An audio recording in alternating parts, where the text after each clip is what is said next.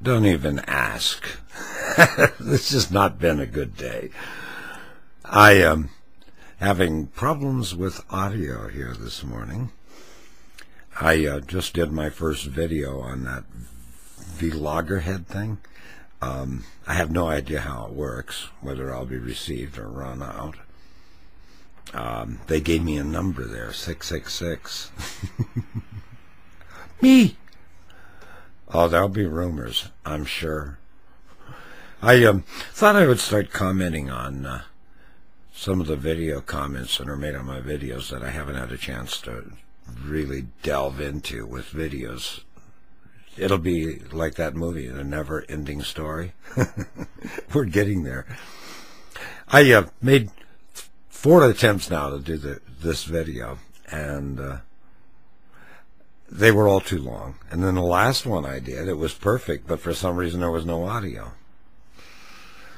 Anyway, I've written a thing about the fact that I really kind of like Ron Paul. And some guy writes a comment about him being a complete lunatic because he saw a UFO. I saw a UFO once, in fact several times, so I guess I'm an idiot too. But I thought I would explain to you what I saw, and I wasn't alone, there were other people there, and see if any of you can explain what I saw and can say it was anything other than an unidentified flying object. When I was doing the talk show in Seattle, I would occasionally, in fact every Wednesday, would go off with a salesman and my producer, and we would go around and meet advertisers. Hi, how are you? I love your product. It was a twofold thing. They used the talk show hosts as part of the sales team because there's the ego. It's a complicated thing involving sales. I don't like sales, but anyway, I used to go with them. And we had stopped at the Kingdom to pick up some advertising copy for the Sonics. I'm not really into sports. In fact, I'm so poor in sports that on the monitor, when a caller would call to talk about sports, the producer would write a note there that said, Sonics, basketball team, Seattle. That's how confident they were in my ability to talk sports. So anyway, I'd already met the Trailblazers, but it was the Sonics. See what I mean? I don't understand sports. Sonics. I guess that's why they wrote the note, huh? Anyway, they're in there, Carrie the salesman and Ben the producer. They're in the Kingdom picking up the copy. And I am sitting outside looking at the skyline of Seattle. And I see the Space Needle. You know you're in Seattle when you see the Space Needle. Get dizzy eating. A restaurant goes round and round. I have a fear of heights. I had to do a talk show out of there. For 2 weeks, I laid flat on the floor, covering my eyes as I went up in the elevator. I crawled out of the elevator over to the broadcast booth. I never once looked down. And then I crawled back to the elevator and left every day. I'm noticing that there's a church steeple just to the side of the Kingdom, and there's a bunch of balloons tied to the top of this church steeple. I think, well, obviously they're from a car lot. You know, they have these balloons they always have around the cars when they're having a sale. And somehow they got loose, the balloons. And now they're caught on the church steeple. Now Carrie, the salesman, and Ben, the producer, come back out of the Kingdom. And I point to the church steeple with the balloons. I said, look at the balloons on the church steeple. Isn't that funny? And as we're watching, I want you to picture this. I've tried to describe it the best way I can. As we're all three watching, the balloons somehow release themselves from the church steeple, and they rapidly move upwards.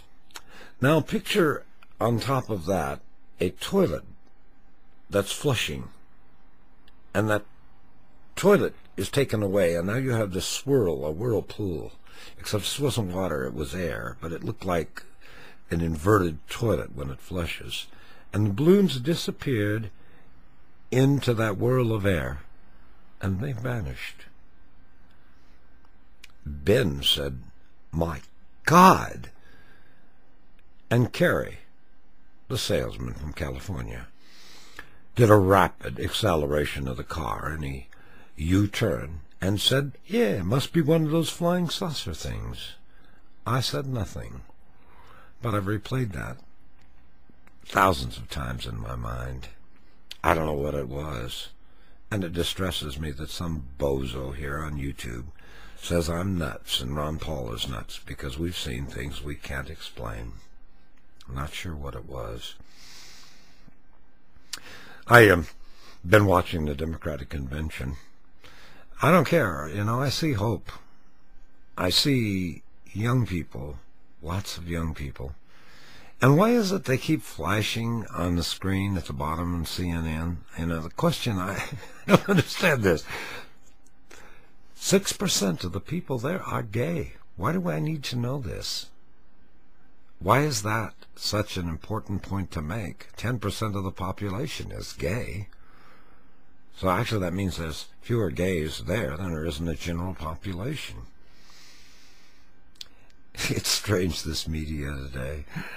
I don't get it. Comment on the Democratic Convention. I see a great deal of hope and a great deal of young people there. The future belongs to the young people. And I really, I edited some things out of here. I really wish I could leave in here.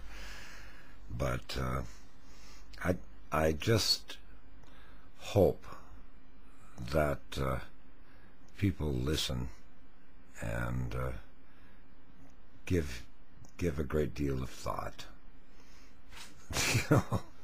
I just had to make a point. I just found this out. Gasoline and food are not on the index of inflation. You want to know why? Because if they put them in there, they'd have to increase the benefits to the senior citizens, the Social Security.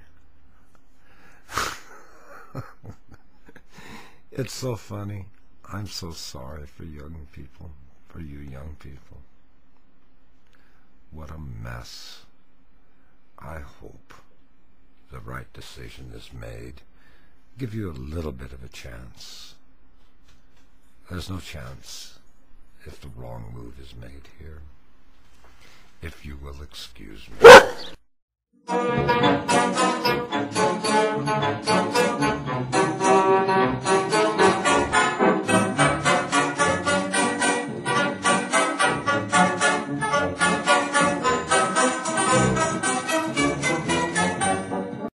Are we nothing more than a dog barking